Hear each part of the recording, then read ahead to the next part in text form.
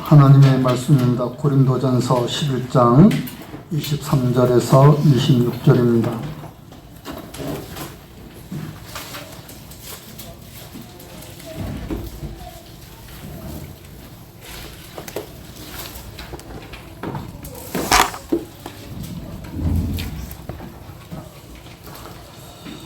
읽겠습니다. 내가 너에게 전한 것은 주께 받은 것이니 곧 주 예수께서 잡히시던 밤에 떡을 가지사 축사하시고 떼어 이르시되 이것은 너희를 위하는 내 몸이니 이것을 행하여 나를 기념하라 하시고 식후에 또한 그와 같이 잔을 가지시고 이르시되 이 잔은 내 피로 세운 새 언약이니 이것을 행하여 마실 때마다 나를 기념하라 하셨으니 너희가 이 떡을 먹으며 이 잔을 마실 때마다 주의 죽으심을 그가 오실 때까지 전하는 것이니라. 아멘. 오늘 예배는 성찬과 같이 행합니다.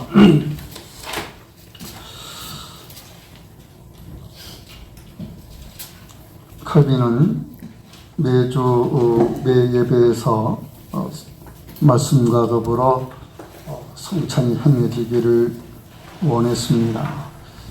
그러나 실제 교회에서는 시행하지를 못했죠. 자, 우리도 말씀과 함께 성찬이 행해져야 된다는 것을 우리도 인식을 합니다. 그 필요성도 알고 그 중요성도 알고는 있으나 우리 또한 매주 행하지는 못하고 있습니다. 그러나 우리가 이렇게 성찬을 갖는 것을 통해서 이 성찬이 말씀과의 그 연관을 갖고 있는 것을 여러분이 아셔야 될 것이고 성찬을 통해서 그 떡과 잔이 주는 구소설적인 의미를 여러분이 또한 이해를 하고 있어야 됩니다. 그러한 시간이 되기를 바랍니다. 성찬의 그 역사를 보면은 오래됐어요. 어제 오늘 1년, 2년 또는 10년, 20년 전에 비로소 행한 것이 아니고 예루살렘의 교회가 처음 세워진 이제 초대교회가 되겠죠. 초대 예루살렘 교회, 최초의 그리스도의 교회가 되겠는데 이때부터 시행이 됐습니다. 사도행전 2장에 보면은 그리스도인들께 개종한 유대인들이 될 거예요. 그들이 날마다 성전에 모이기를 힘씁니다. 성전에 모이기를 힘쓰고 그리고 집에서 떡을 떼며 기쁨과 순전한 마음으로 음식을 먹었다라고 하는 표현을 씁니다. 거기에 떡을 떼었다, 기쁨과 순전한 마음으로 음식을 먹었다. 집에서 하라고 했는데 이게 성도들이 자신들의 집에서 자신과 자신의 가족들이 이런 의도에서 하는 얘기가 아니고 성전에서 모인 그 그리스도인들은 또한 성도의 집에서 교회의 모임을 또한 같이 가져나갔어요. 그리고 그 집에서 떡을 떼며 음식을 먹는 일이 있었다. 그죠? 성전에서 모였을 때는 성전에서 모인 그들에게는 사도들을 통해서 하나님의 말씀이 전해지는 일이 있었고 그 하나님의 말씀을 듣는 성도들이 성도의 가정에 모여가지고 그 모이기를 힘써서 거기서 주의 만찬을 가졌다라고 하는 거예요. 이렇게 그 성찬은 초대 예루살렘부터 시작됐어요. 그리고 성찬의 본 뜻은 주의 만찬입니다. 거룩한 주의 만찬. 성도들이 주의 이름으로 함께 식사를 갖는 거였습니다. 근데 그 식사가 단지 끼니 때우는 그 한 끼 식사로서의 모임을 갖는 성격이 아니고 주님의 몸과 주님의 피의 은혜 속에 참여하는 믿음에 관한 문제였습니다. 근데 세월이 흐르면서 이 주의 만찬으로 갖는 이 성찬이 변질이 돼요.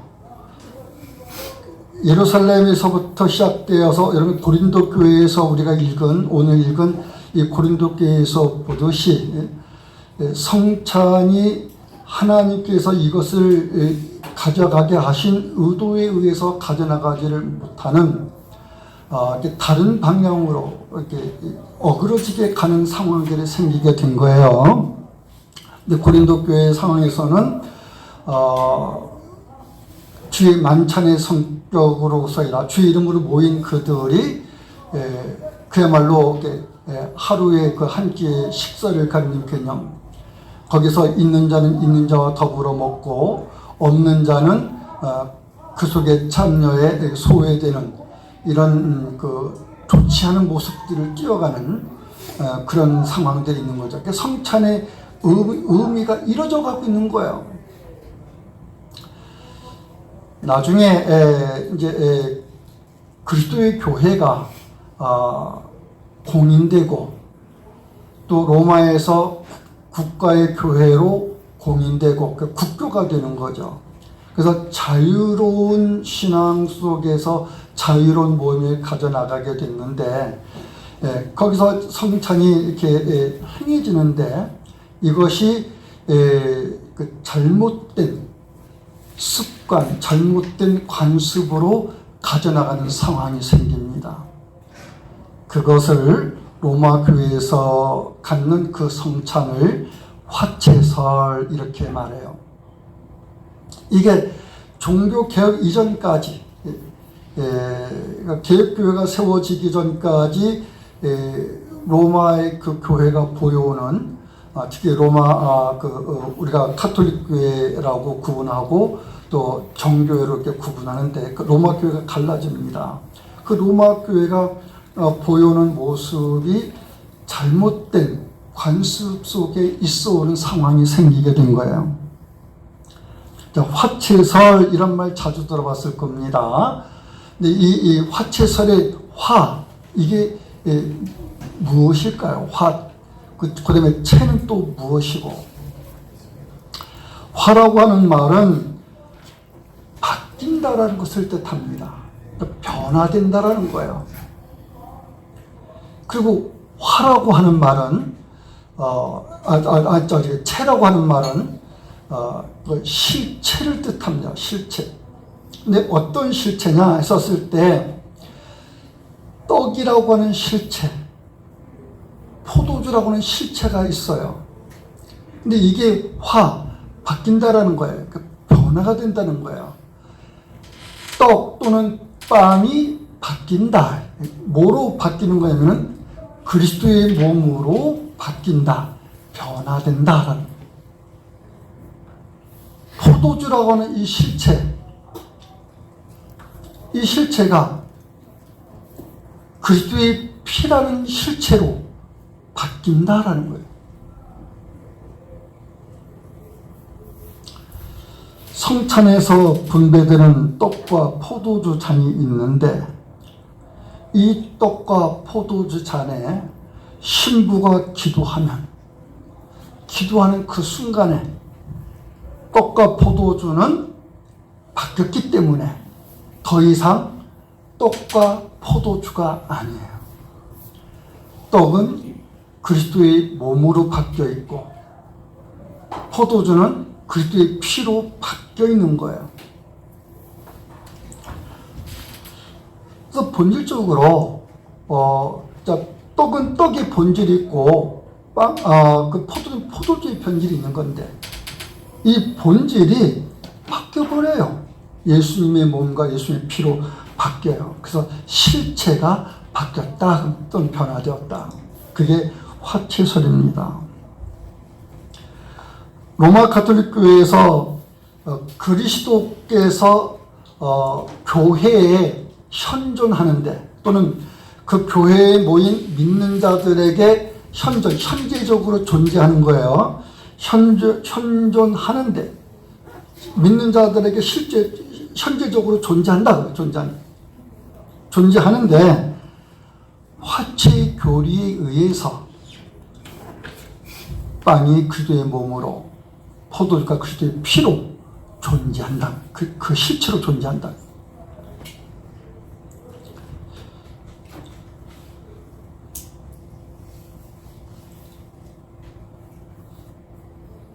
성찬에서 실체가 존재하기 때문에, 그리고 그 실체는 빵이 그리스도의 몸으로 포도의 그리스도의 피로 변화되어서 존재하기 때문에, 성도, 그 당시 로마 가톨릭 교회에서의 신자들이 예배에 참여해서 성찬에 함께 할 때 그들이 대하는 것은 뭐를 대하는 거냐면, 빵을 먹고 포도주를 마시는 것에 대해서 빵과 포도주를 대하는 것이 아니라 자신들이 대할 그리스도 그분의 몸을 대하는 것이고, 그 그리스도 그분의 피를 대하는 거예요.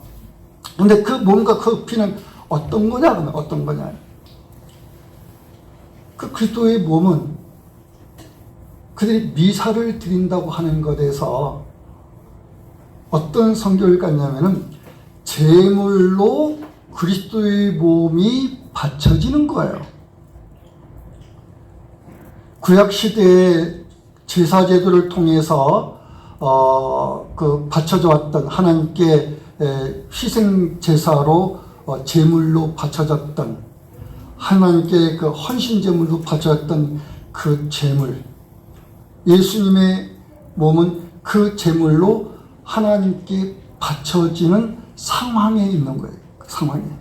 구약시대에서 제사장들이 제물을 잡아서 그 제물의 그 실존이죠. 고기와 그 피를 바치는 것에 있었던 것처럼 실제 그리스도의 몸이 바쳐지고 그리스도의 피가 흘려지는 상황이 전개되는 것이다 라고 이해하는 거죠. 그래서 성찬에서 화채된 빵과 포도주는 그리스도께서 십자가에서 하나님께 바쳐진 몸과 피와 동일한 제물이다 라고 보는 겁니다. 그러면 그게 왜 바쳐지겠어요? 산자와 죽은 자들의 그들의 죄를 사하기 위해서, 그들의 죄를 없애기 위해서 바치는 거잖아요. 자, 그러니 매번 행하는 성찬의 의식은 그들에게 매우 중요할 수밖에 없습니다. 그리스도께서 바쳐진 희생 제물이고, 그리스도께서 죄를 사하시는 속죄사에게 행해지고 있는 건데, 그 성찬에서. 매번 행하는 성찬의 의식에 의해서 그리스도의 희생 제사가 행해지는 거예요. 그래서 미사라 이렇게 말하는 거예요. 그 제사의 의미를 갖고 있는 거예요. 성찬의 떡을 먹고 포도주를 마심에 있는 것에서 그들은 그리스도의 몸을 먹음에 있고 그리스도의 피를 마심에 있어서 죄 사함 받음에 있다고 보는 거예요. 그게 어디서 매번 행해진다? 성찬에서 매번. 그게 오랫동안 관습으로 가져왔어요. 그 가족교회를 이루는 신자들에게서는 성찬에 참여하는 것이 너무 중요하지 않을 수 없어요. 거기에 참여하지 않으면은 주의 몸과 주의 피를 먹고 마심이 없는 건데, 마시지 못한 상황이 생기는 건데, 자신들의 죄 사함을 위하여 있는 그 일에 그 혜택을 그들이 받지 못하며 있는 건데,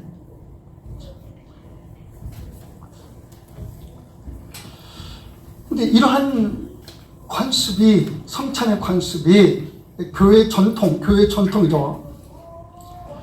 이게 매우 잘못됐다. 너무 잘못된 거예요. 그래서 늘 이렇게 잘못되었다고 하는 생각, 그 의식을 품은 분들이 있었죠. 이분들이 종교개혁 시기를 가지면서 로마 가톨릭 교회가 가져왔던 성찬의 잘못된 제도를 개혁하기 시작했습니다. 바꾸기 시작했습니다.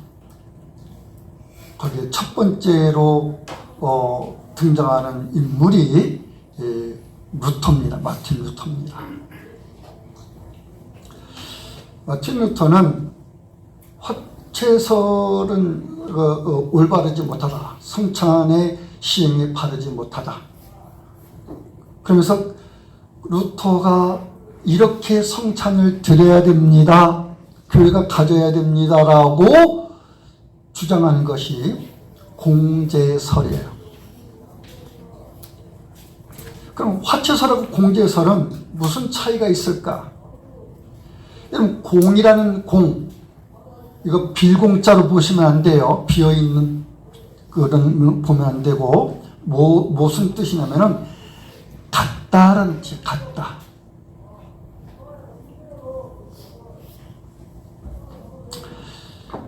이러면 저는 부천교회 목사다. 나하고 부천교회 목사는 같은 거예요. 같다는 같다. 우리가 니코르 그런 말씀, 같다. 여러분은 부천교회 성도다. 여러분과 부천교회 성도는 같다라는 같다. 자, 그런 면에서 공이에요. 같다는 뜻에서. 그럼 제는 무슨 뜻이냐면은 존재한다라는 거예요. 그럼 합하면은 같이 존재하는 거예요. 존재하는 게 같은 거예요. 존재하는 게. 어떤 면에서 그런 거냐 할 때 성찬에서 분배되는 떡에 예수님의 몸의 실체가 같이 존재하는 거예요. 떡은 그냥 떡이에요. 떡은 떡. 떡이 예수의 몸으로 바뀐 게 아니라 떡은 그냥 떡이에요. 성찬기에 담겨 있을 때나 성찬기에 담긴 그 떡을 신자들이 먹으며 있을 때나 이건 떡은 떡이에요. 그런데 그 떡에 누가 같이 존재하느냐? 그리스도께서 같이 존재하신다라는 거예요. 잔의 포도주에는 그 잔의 포도주에 예수님의 피가 같이 존재하는 거예요. 그래서 루터의 사상에서 성찬은 그러니까 살과 빵 또는 예수님의 몸과 떡 그리고 포도주와 피, 예수님의 피와 포도주. 이게 빵과 예수님의 몸이에요. 포도주와 예수님의 피예요. 이게 같이 존재해요. 같이.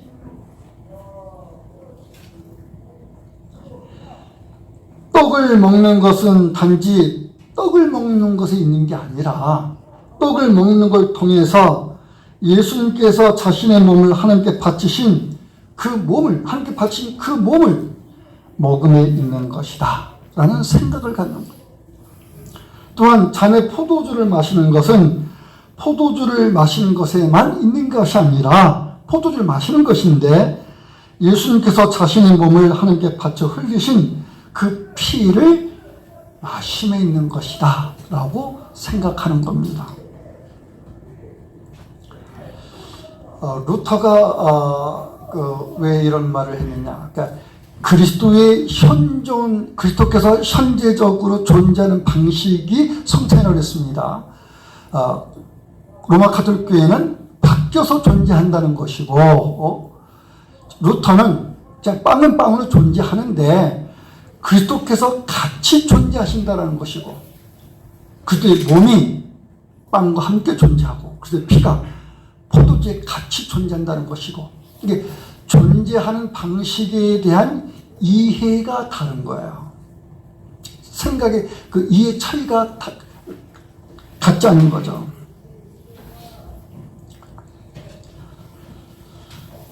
루터는 이런 생각을 갖게 된 이유가,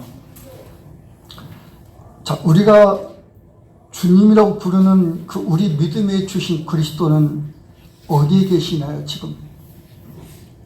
부활하시고 승천하여서 영광스러운 하나님의 보좌 우편에 계시다. 그렇게 성경에서 우리가 그 표현을 대하죠. 그러니까 하나님과 함께 하시다. 하나님과 그 아들이 함께 하시다.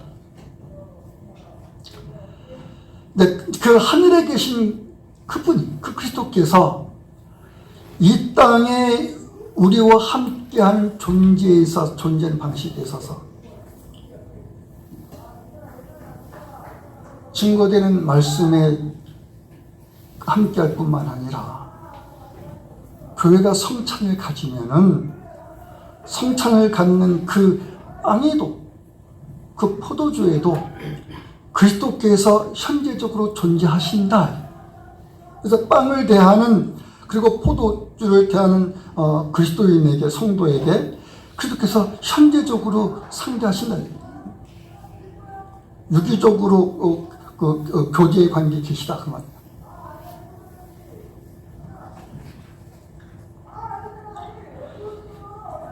그 유기적으로 존재하는 것이 어떤 거예요? 실제적으로 유기적으로 존재하신 거예요. 실제적으로 그리스도께서 우리와 함께 하고 계시는 거야 라는 생각, 함께 계실 거야 라고 하는 예상 추측, 그렇게 존재하는 것이 아니라 실제 존재한다. 빵과 함께 실제 존재하고 포도주와 같이 실제 존재한다. 그리스도께서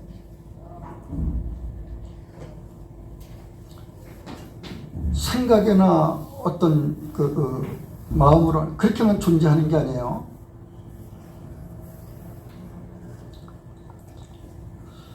하늘에 계신 그리스도께서는 이 땅에 있는 교회와 함께 더불어 함께 하시는데, 자, 그 그리스도는 어느 곳에 계시든 계셔요. 하늘에만 계실 게 아니라 땅에도 계셔요. 그리고 어느 곳에 계시든 그분은 충만하셔요. 이거를 우리가 한문으로는 편재편만 이런 말을 써요. 어디 곳이든지 간에 존재하시고 어느 곳에 계시든지 간에 그분은 충만히 계신 분이셔요. 그런 분이시기 때문에 그리스도께서 현재적으로 존재하는데 빵이라고 하는 이 실체, 그리스도께서도 현존하실 수 있다는 말이에요.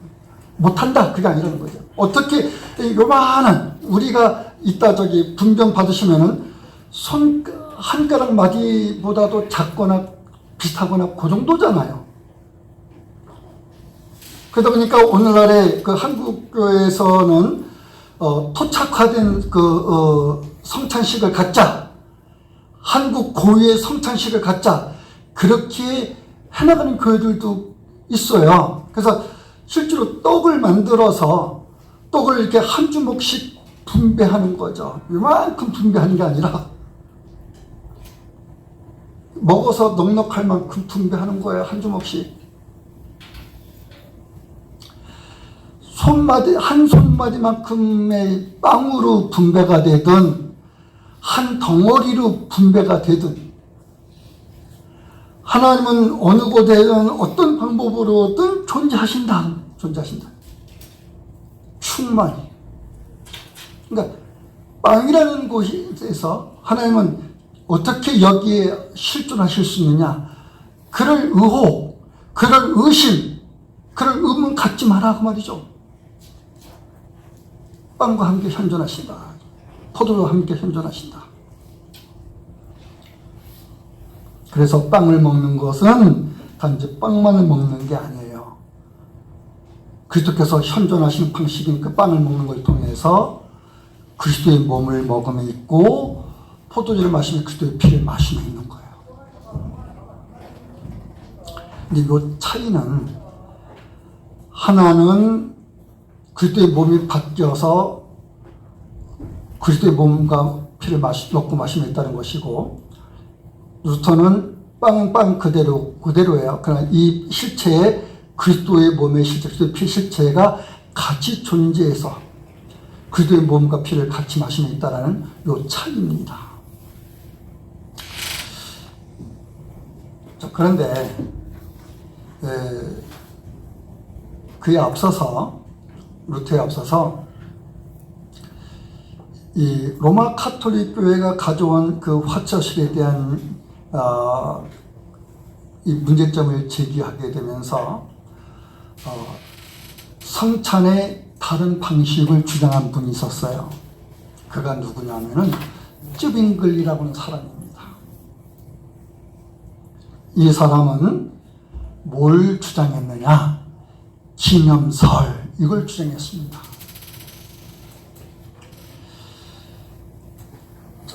기념설을 왜 얘기하게 되냐면은 빵을 제공하고 포도주를 제공한 것은 의미를 담는 것에서다라고 본 거예요. 의미를 담는 것에서다. 여러분, 주의 만찬으로 불리는 이 성찬이 언제 행해졌는가요? 예수님이 잡히셔서 십자가에 달려 죽음을 당하시는, 자, 이 일이 일어나기 이전에 있었어요. 그리고 그때 시기는 이스라엘 백성들이 유월절을 맞이하는 시기예요. 유월절이 언제부터 시작되나요? 이스라엘의 출애굽 때가 기원이 돼요. 그리고 그 유월절은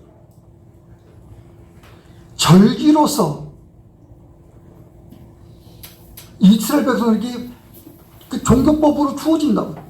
제사법과 성전법과 더불어서 유대인이 하나님의 명령을 따라서 지켜야 할 법으로 유월절이 제도화돼. 그것만 있는 것이 아니죠. 유월절과 무교절도 있고 초실절도 있고 칠칠절도 있고 수장절도 있고 대속절도 있고, 이스라엘 백성들이 1년 전체가 절기가 돌아가는 거예요. 매년 절기가 회전하는 거예요. 그래서 매년 6월절을 맞이하고 그 6월절을 매년 지키는 그 시기, 그 6월절 시기, 그 시기를 맞이해서 예수님 제자들과 함께 예루살렘에 올라와서 6월절을 지키고자 하시는데 그 6월절에 희생되어지는 제물인 6월절 양, 이 양은 누구를 가리키는 것으로 있었냐면은 장차 오실 그리스도 곧 메시아를 가리키는 것으로 있는 거였어요. 그래서 메시아께서 오셔서 그분이 6월절 마지막 희생양이 되실 때까지 한정해서 지켜지는 거였다고. 예수님이 6월절 마지막 양으로 희생되어지는 거예요. 그게 십자가의 죽음이에요. 근데 그 십자가의 그 죽음,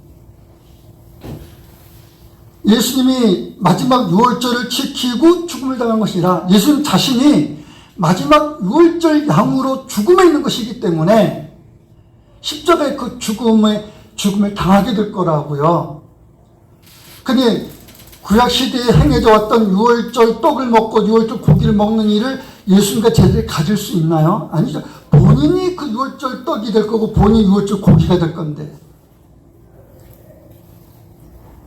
그 마지막 유월절 잔치를 가지실 때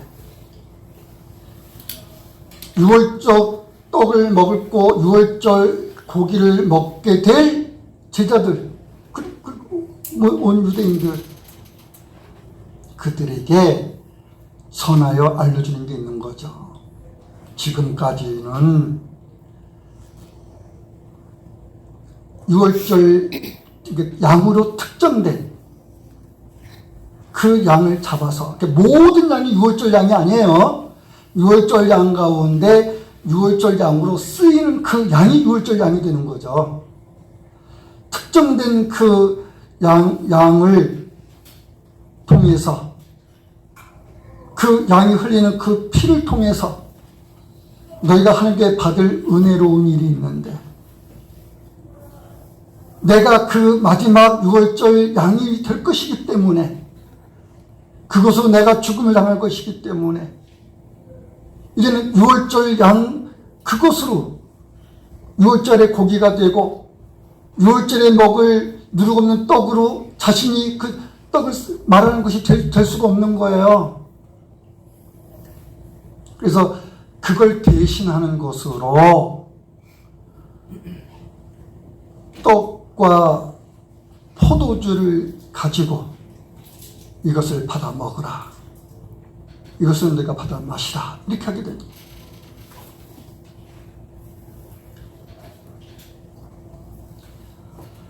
그러면서 자, 예수님이 마태복음 누가복음에서 그런 말씀을 하셔요.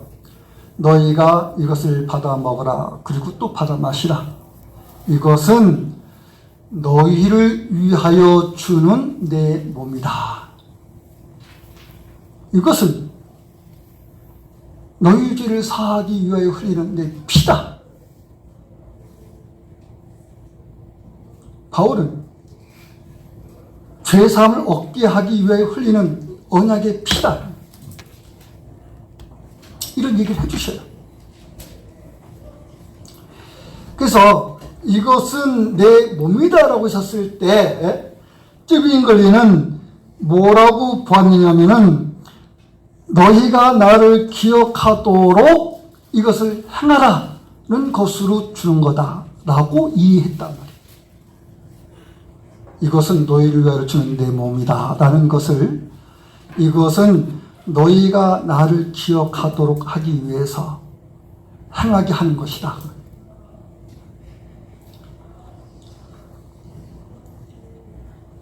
그래서 쯔빙글리는 이것은 너희를 위하여 주는 내 몸이라고 하셨을 때, 이것은 너희를 위하여 주는 그리스도의 그 몸을 통해서 갖게 주는 그 의미를 알려주는 거다라는 뜻으로 사용을 했습니다.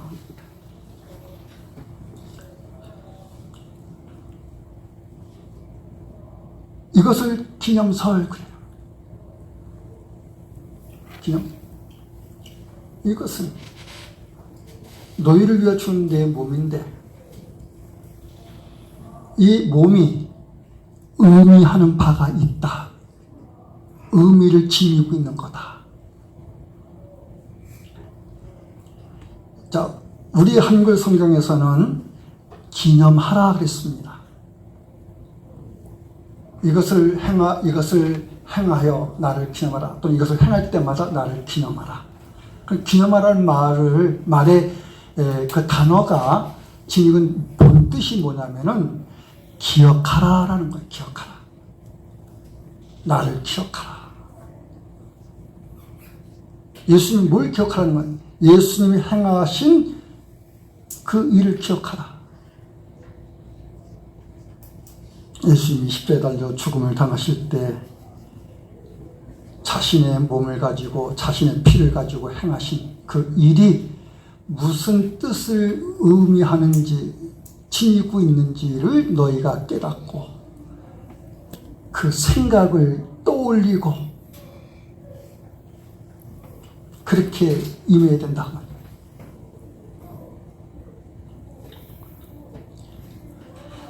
그래서 하나님께서 그리스도를 통해서 행하신 그리스도의 몸과 피가 뜻하는 의미를 기억하며 이것을 믿음으로 따르는 것에 있다라고 봤어요.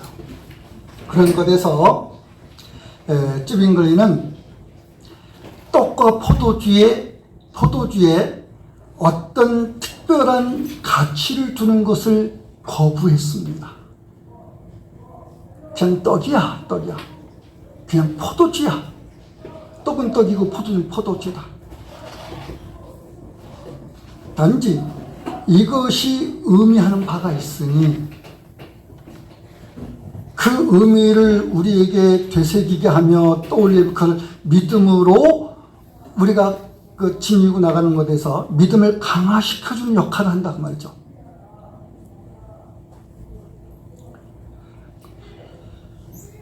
그 기념설을 말하는 것은 그리스도의 몸과 피를 먹고 마시면 있는데 단순히 그리스도를 믿는 것과 동의어일 뿐이지 그 이상도 그 이하도 아무것도 아니다.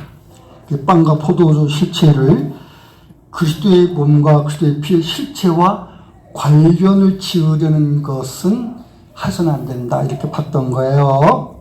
자, 그 다음에 칼빈이 있습니다. 칼빈은 영적 임재설 이걸 얘기했습니다. 영적 임재설.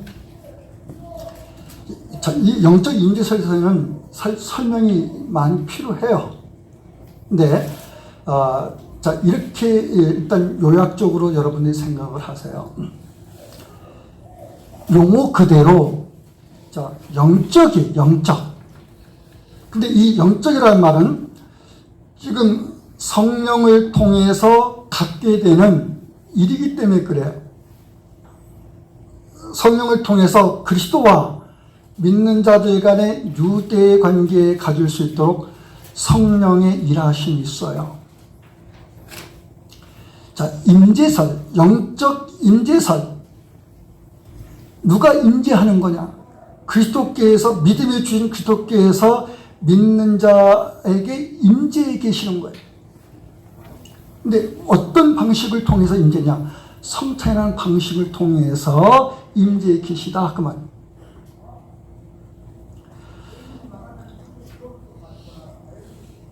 빵은 빵인데 이게 단지 물리적 빵 이것으로서만 아니라 그것으로 그러니까 성찬에 쓰이지 않는 빵은 그냥 물리적인 빵이죠. 카스테라든지 뭐 백설기든지 그 떡이고 그 빵이고 그렇다고요. 근데 성찬에 사용될 때는 이 떡과 이 포도주가 영적인 의미를 지닌다면 또 그리스도의 어떤 그리스도께서 임재하시는 방식으로 존재한다 그 말.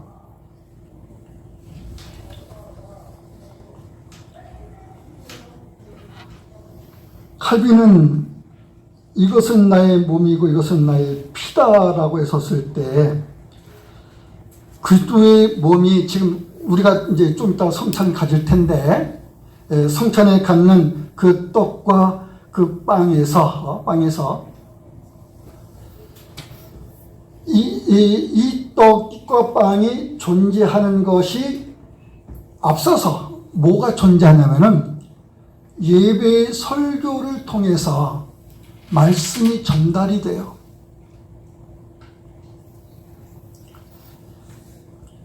칼빈을 비롯한 그 칼빈을 통해서 있게 된 그 개혁교회들이 가장 중요하게 여기는 예배 요소가 뭐냐면은 말씀 전파예요. 말씀 증거. 순전한 말씀의 전파. 근데 이 순전한 말씀의 전파가 성령께서 그 말씀을 전하게 해주신 것으로 있는 거예요. 여기 사도행전 2장에서 오순절을 지키기 위해서 모인 그 수많은 유대인들에게 자, 베드로를 비롯한 사도들이 나서서 그 유대인들이 배척했던 예수 그리스도를 전파해요. 전파하는데, 자, 거기에 사용된 것이 뭐냐면은 방언이라는 거였어요. 방언. 근데 이 방언은 여러분이 알고 있는 그런 방언하고 다른 거예요. 기도하면은 누구도 옆에서 알아들 수 없는 이상한 말을 마치 외국 말을 이렇게 하듯이 하는. 근데 그 외국 말이라면은 그 외국 말을 쓴 사람은 알아들어야 될 거 아니에요. 근데 이거는 그냥 알 수 없는 그런 거냐? 그게 아닌 거죠. 예루살렘에 모인 수많은 그 유대인들이 각처에 태어난 자기들이 그 출생한 지역에서 사용하는 언어, 그 출생어, 자기들의 그 고유한 언어 사용하는 게 있다고요. 사도들이 방언으로 말했을 때 성령으로 말하게 하심을 따라 방언을 말했다. 성령이 말하게 하시는 일로 사도들이 입이 열렸다. 그래서 방언을 말하는데 각 지역에서 모인 사람들이 자기들이 쓰는 고유한 언어로 사용하는 언어를 듣는 것처럼 들었다 그 말이에요. 아무도 이런 언어 저런 언어 어떤 언어도 알아듣지 못하는 언어, 그런 언어가 아닌 거예요. 알아듣는 언어예요. 알아듣는 언어.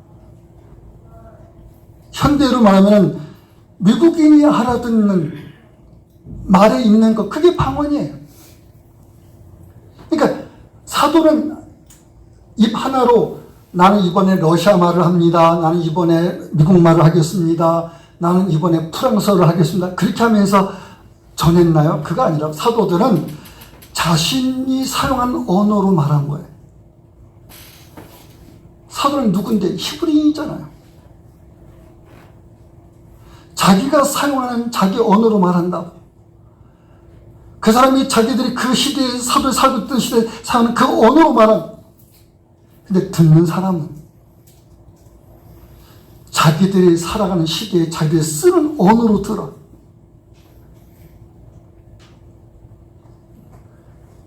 훗날에 고린도 교회에서 전한 방언은 또 다른 방언이었어요. 그때는 통역이 필요한 방언이었고, 그래서 통역하는 은사가 다른 사람에게 주어졌다고. 통역 없이는 방언이 해석이 안 되는, 설명이 안 되는 거예요.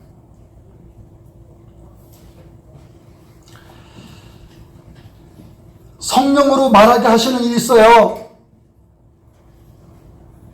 듣는 자는 성령이 말하게 하시는 그 말을 성령이 듣게 하시는 것에 의해서 들어요.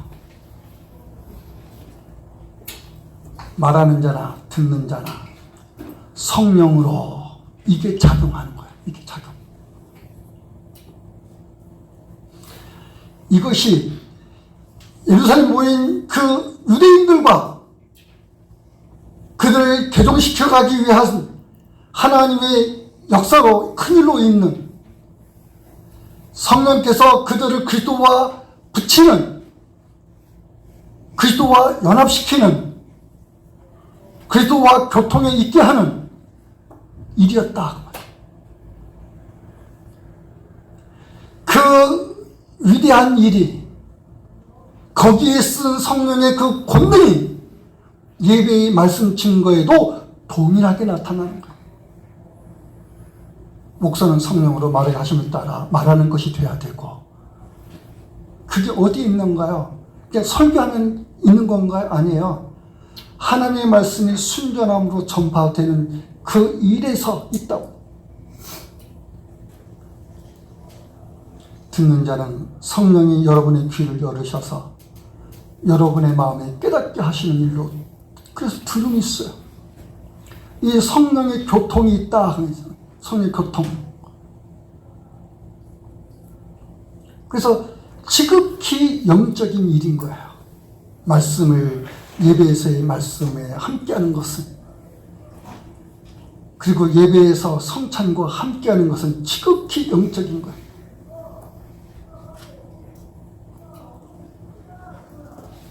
말씀과 함께 그리스도가 현존해, 성찬과 함께 그리스도께서 현존하셔.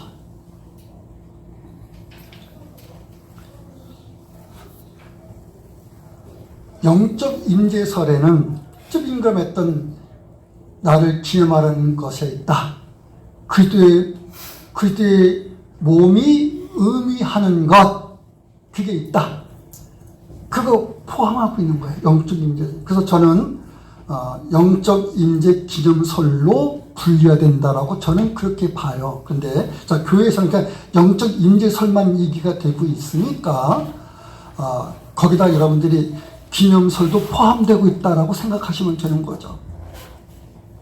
근데 그 영적 임재설이 도대체 뭐냐 했었을 때, 여러분들이 분배되는 떡을 먹고 분배되는 잔을, 이제 포도잔을 마시게 될 건데, 여기에 대한 아무 개념이 없이 먹고 마시면은 바울이 26절 이하에 말하고 있는 것처럼 떡을 먹고 떡을 마시는 너에게는 아무런 가치가 없는 거다, 이렇게 돼요.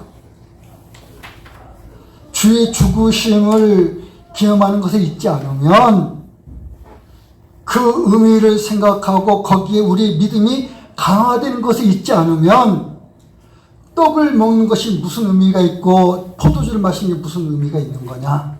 아무 의미가 없다. 그것은 죄와 더불어 먹고 마시는 것일 뿐이고, 죄와 더불어 먹고 마시는 그 행위에서 아무 의미 없는 짓을 하고 있는 거다. 집에서 식사하는 거하고 똑같은 거예요.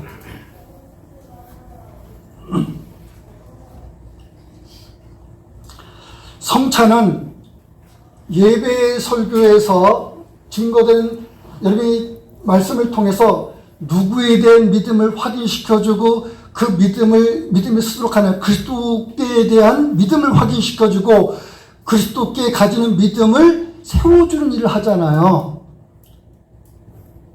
그 역할을 설교가 한다고요. 근데 성찬을 가져, 말씀대로 성찬을 가져. 이 성찬을 칼빈은 뭐라고 했느냐? 보이는 하나님의 말씀이다, 이렇게 설명했어요.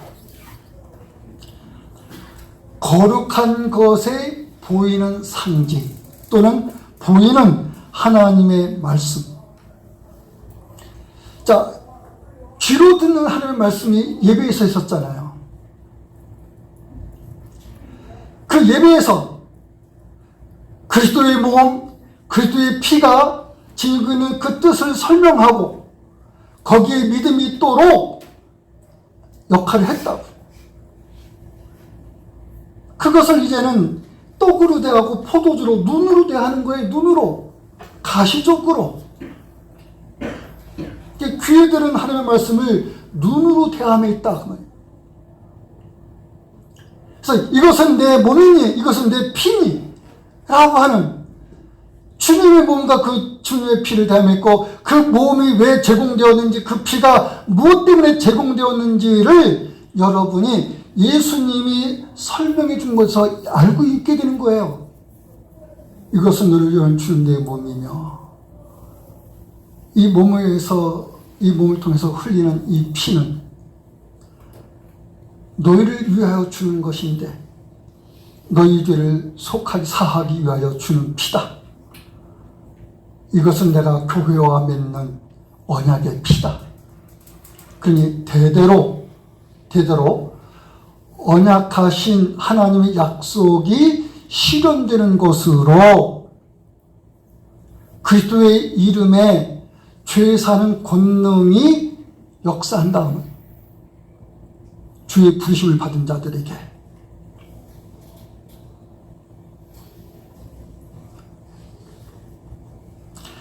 이것을 말씀을 통해서 들어요. 성찬을 통해서 또 눈으로 봐요.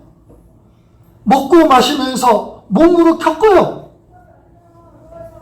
그러면 이렇게 매주 그렇게 해나가는 것에 대해서 성도의 믿음은 강화되어 갈 거 아닙니까? 강화되어 가는 것이 당연한 거죠. 여러분이 밀가루 음식을 먹을 때, 수제비를 먹든 칼국수를 먹든 짜장면을 먹든 먹을 때 그냥 밀가루 반죽해서 넣지 않아요. 그거를 쳐대서 찰기 있게 만든다고. 찰기 있게. 얼마나 잘 차지게 만들었냐가 그 음식의 맛을 가장 크게 좌우한다고. 물론 영양이 들어가는 재료가 있지만, 양념 들어가는 재료가 있지만, 밀가루 고유의 그 찰진 것, 이걸 쳐대서 얼만큼 잘 누르고 얼만큼 잘 쳐드냐에 의해서 가늠하는 거예요.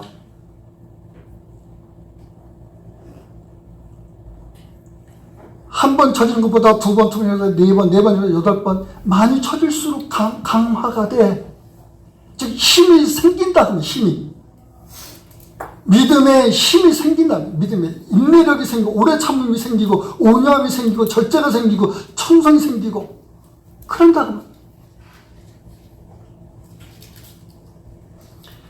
여러분 예배를 통해서 말씀을 듣고 성찬에 참여하면은 그렇게 매주 여러분의 믿음이 강화된 모습으로 여러분 그리스도께로 자라가는 성숙함에 있어야 될 거 아니겠어요?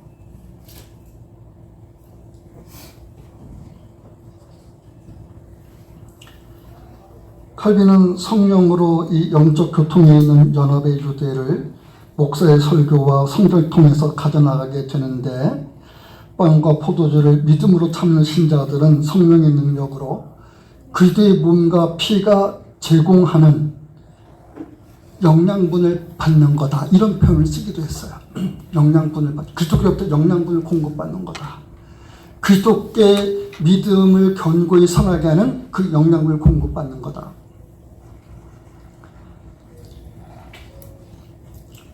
여러분들이 오늘 성찬에 임하게 되면서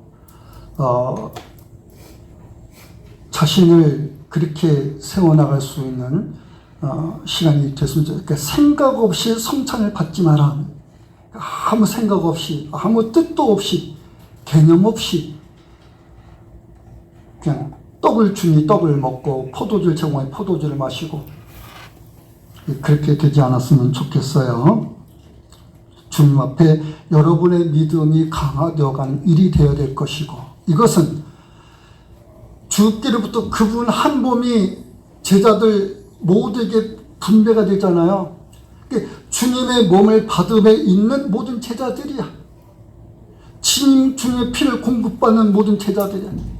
주님의 몸으로 하나됨에 있고 주님의 피로 하나됨에 있는 사람들이에요. 그렇게 해서 그들에게 형성되는 게 뭐겠어요? 바울은 로마에서 그리스도께서 공급되는 사랑으로 이렇게 말한다고. 교회가 서로 함께 연합해서 그 유대 관계를 가지면 그리스도의 몸으로 하나 되고 그리스도의 그 피로 하나 됨에 있는 이 교회의 특성, 그리스도께서 우리를 위하여 주신 같이 여러분 또한 여러분 자신을 그리스도께서 자신의 몸을 교회에 위하여 주신 같이 그렇게 자신의 몸과 자신의 피가 제공되어지는 그 교회됨을 이루는 그 모습으로 서나가야 되는 거 아니겠습니까? 그렇게 될 수 있기를 바라면서 마치겠습니다. 기도합니다.